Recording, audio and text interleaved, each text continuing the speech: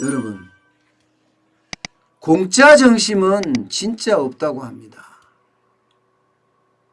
그만큼 업계에는요, 어려운 상황이 계속 연출되고 있는데 지금 4.15 총선을 앞두고 여야 할 것 없이 인기에 영합된 포퓰리즘이 난무를 하고 있죠.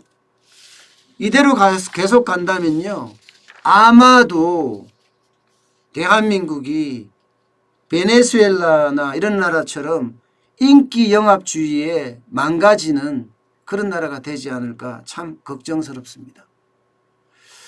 21대 총선은요, 뭐 여러 가지로 표현할 수가 있을 것 같아요. 코로나 선거다 이렇게 표현할 수도 있고요. 또 경제 실정에 대한 선거다 이렇게 표현할 수도 있는데 무엇보다도요, 저는 100만 원 선거다 이렇게 말할 수가 있을 것 같습니다. 100만 원 선거다. 사실 코로나19가 전국을 휩쓸면서 방역의 문제나 경제의 문제가 국민들의 주목을 받은 것은 당연합니다. 거기에 대한 평가를 해야 되는 것도 당연해요. 그렇지만 말입니다. 코로나19 전에 경제가 어땠는지도 저는 반드시 판단해야 된다고 생각을 합니다. 저는 그 당시에 국밥집을 했어요. 오미래 소고기 국밥이라는 국밥집이요.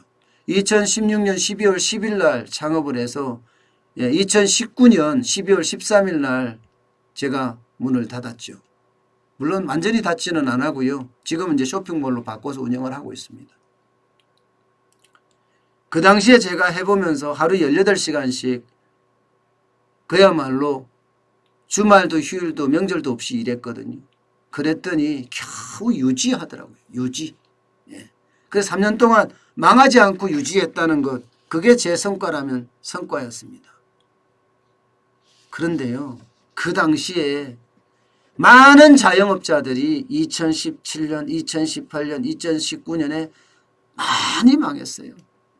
소득주도의 성장 정책이 발표되자마자 자영업자들에게는 엄청난 부담이 됐거든요. 엄청난 부담이.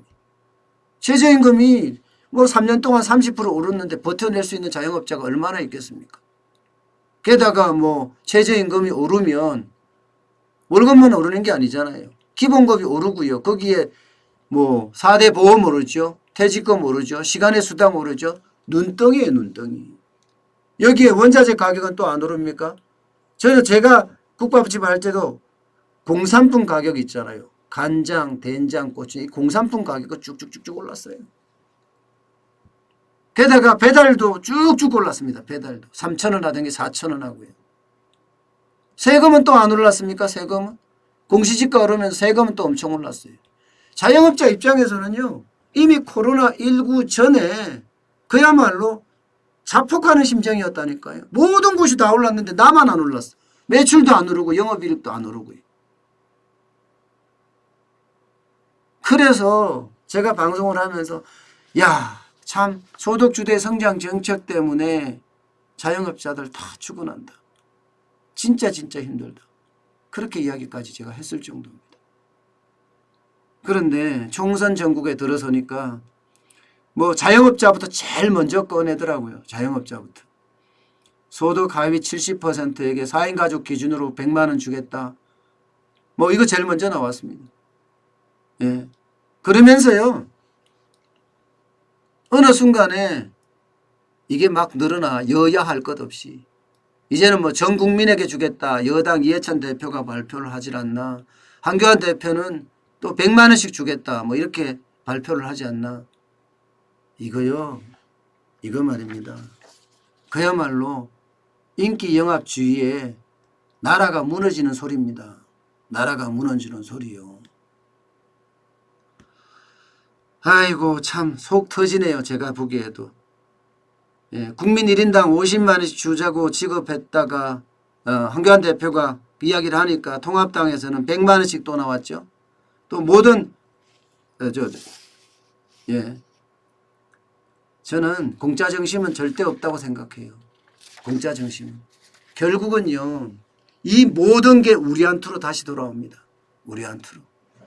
아니면 우리 미래 세대로 돌아가고요. 그거 잘 생각해야 합니다.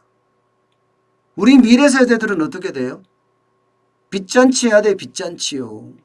우리 세대들은요, 이게 국가 부채가 많아지면 많아질수록 어떻게 하든, 예, 이거를 메꾸려고 들 거예요. 그러면 세금은 세금대로 올라가고요. 예, 세금은 세금대로. 국가 부채 많아지면 어떻게 돼요? 금리 자극하겠죠. 예. 그러면 가게나 기업에게 또 금리 인상 때문에 또 부담이 또 돼요. 여기에다 인플레이션에서 돈의 가치가 떨어지면 더 힘들어지고요. 언젠가 누군가는 내야 될 비용 청구서라니까요. 이거. 제발이지 베네수엘라 같은 나라는 안 돼야 됩니다. 이대로 가면 베네수엘라 같은 나라가 되는 것도 그렇게 그렇게 어렵지 않다고 저는 생각을 합니다.